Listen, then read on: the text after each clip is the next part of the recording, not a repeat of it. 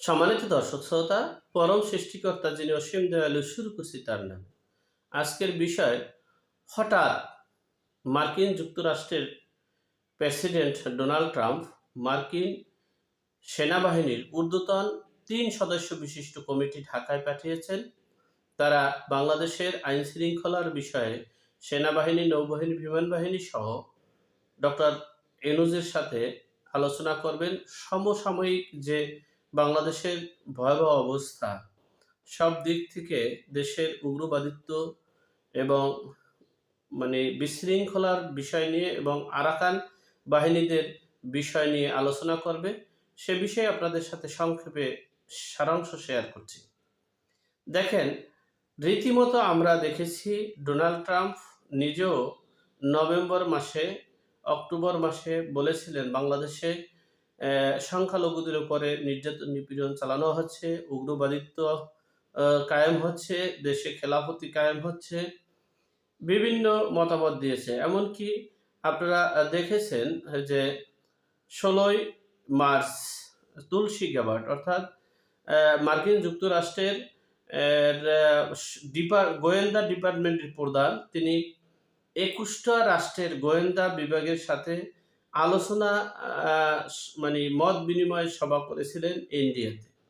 সেই ইন্ডিয়াতে মত বিনিময় সভার পরে তিনি এক সাংবাদিকের প্রশ্নের জবাবে বলেছিলেন যে বাংলাদেশে সংখ্যালঘুদের উপর নির্যাতন, উগ্রবাদিত্ব, মৌলবাদিত্ব এবং দেশে যে খেলাফতি কায়েম করতে যাচ্ছে, সে বিষয়ে মার্কিন যুক্তরাষ্ট্রের নবনির্বাচিত প্রেসিডেন্ট ডোনাল্ড ট্রাম্পের প্রশাসন রীতিমতো উদ্বিগ্ন। যাই হোক, সে বিষয়টা আমরা নাকচ করেছি, আমরা অস্বীকার করেছি, ক্রিয়া প্রতিক্রিয়া জানিয়েছি। কিন্তু ডোনাল্ড ট্রাম্প না শুধু বাংলাদেশে এই নিষিদ্ধ ঘোষিত এবং বিশ্বের অনেক দেশে নিষিদ্ধ ঘোষিত একটা সংগঠন হিজবুত তাহরীর, তারা খেলাফতি রাষ্ট্র কায়েম করার জন্য ৪ থেকে ৫,০০০ জনবল নিয়ে তারা খেলাফতি রাষ্ট্র কায়েমের মিছিল করেছেন।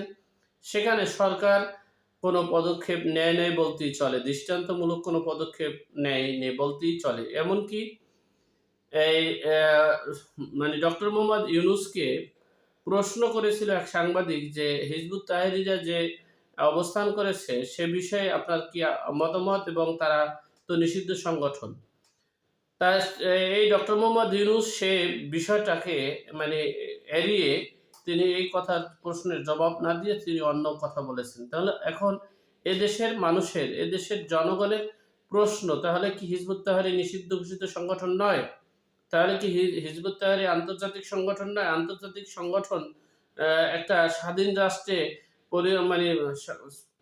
পরিচালনা করা কতটা যুক্তিযুক্ত আল্লাহ পাক রব্বুল আলামিন জানে। যাই হোক, এরপরে দেখেন আমরা রীতিমতো বাংলাদেশের যে করুণ অবস্থা, এই হাসনাত, সার্জিস, তারা যে সেনাবাহিনীকে নিয়ে যে বিতর্কিত, সেনাবাহিনীকে জনগণের মুখোমুখি করা, সেনাবাহিনীকে অপমান অপদস্থ করা, এমনকি সেনাবাহিনী একে এমন জায়গায় নিয়ে গেছে যে হাসনাত না ওয়াকার, ওয়াকার না হাসনাত, সে স্লোগানও আমরা এই বাংলাদেশে দেখেছি। সব কিছু মিলিয়ে বাংলাদেশের যে ভয়াবহ অবস্থা, আইন শৃঙ্খলা নেই বলতে চলে, বিচার ব্যবস্থা নেই বলতে চলে। অপরদিকে বাংলাদেশের একটা ইসলামী সংগঠন, খুব ভালো একটা সংগঠন হিসেবেই সারা বিশ্ববাসী জানে, সেটা হলো এই ইসলামী আন্দোলন চরমোনাই।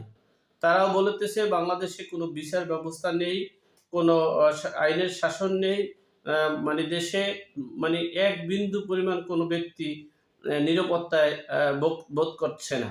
যাই হোক, সেই মার্কিন যুক্তরাষ্ট্র ডোনাল্ড ট্রাম্প ৩ সদস্য বিশিষ্ট সেনাবাহিনী পাঠিয়েছে, সে বিষয়ে আমরা পত্রিকার মাধ্যমে আপনাদের একটু শেয়ার করতে চাচ্ছি। দেখেন, পত্রিকায় লিখছে ঢাকায় মার্কিন ঊর্ধ্বতন সামরিক কর্মকর্তা, শিরোনাম। এটার বিস্তারিত অল্প একটু আপনাদের সাথে শেয়ার করছি। একদিনের সফরে ঢাকায় আসছেন যুক্তরাষ্ট্র সেনাবাহিনীর প্রশান্ত মহাসাগরীয় কমান্ডের deputy commander lieutenant general Joel B ভোয়েলে। গত রাত ১০টার দিকে তার ঢাকায় আসার কথা। সফরকালে ৩ সদস্যের প্রতিনিধি দলের নেতৃত্ব দেবেন ডেপুটি কমান্ডার ভোয়েলে। গতকাল ঢাকার একটি কূটনৈতিক সূত্র এই তথ্য নিশ্চিত করেন। সূত্র জানায় ৩ সদস্যের প্রতিনিধি দল নিয়ে ঢাকায় আসার কথা যুক্তরাষ্ট্র সেনাবাহিনীর প্রশান্ত মহাসাগরীয় কমান্ডের ডেপুটি কমান্ডার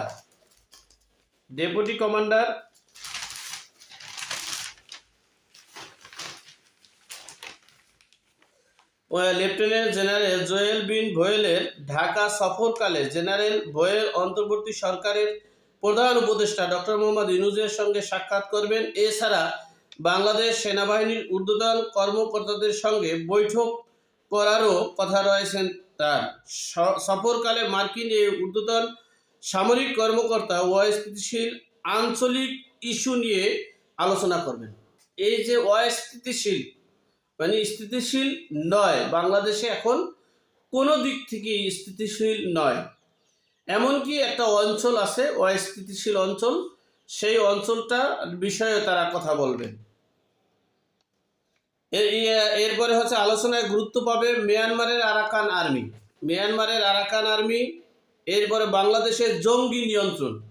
এই যে বাংলাদেশের জঙ্গি আছে, এটা কিন্তু তারা বরাবরই বলেছেন। এখন আমরা যত কিছুই বলি না কেন, বিশ্ববাসী আন্তর্জাতিক মহলে সকলেই এই বিষয়টা জানে যে বাংলাদেশ একটা জঙ্গি দের নিয়ন্ত্রণে চলে গেছে।